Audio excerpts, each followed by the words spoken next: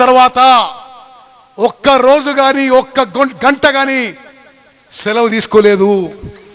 24 గంటలు 365 రోజులు తెలంగాణ ప్రజలకి, ప్రత్యేకంగా ఉమ్మడి నల్గొండ జిల్లా ప్రజలకి ఏ విధంగా ప్రభుత్వం ద్వారా మెరుగైన సేవలు అందించాలో నిరంతరం కష్టపడుతున్నాం, కృషి చేస్తున్న విషయం కూడా ఈ సభాముఖంగానే మనం చేస్తున్నాం.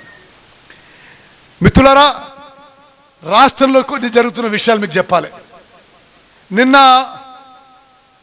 టిఆర్ఎస్ వాళ్ళు ఎక్కడో వరంగల్ హనంకొండ దగ్గర ఏదో మరి పెద్ద సభ పెట్టుకొని ఏదేదో మాట్లాడారు.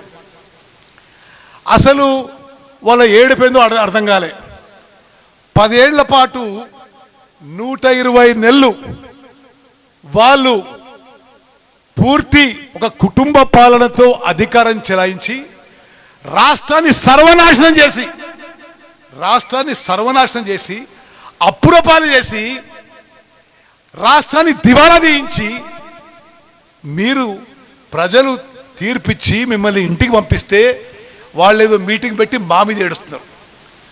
మేము అధికారంలో వచ్చి 13-14 నెలలు అయింది. అందులో 3-4-5 నెలలు పార్లమెంట్ ఎలక్షన్లో కోడ్లోనే బాయ్.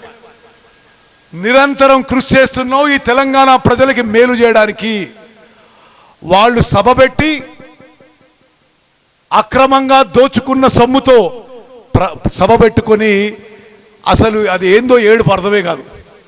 కేసీఆర్ అసెంబ్లీకి రాడు, మాట్లాడు, కానీ సభ పెట్టుకొని ఏదో పెద్ద పెద్ద మాటలు మాట్లాడుతూ. నేను 2 విషయాలు చెప్తా. వాళ్ళ హయాంలో 10 ఏళ్ల పాటు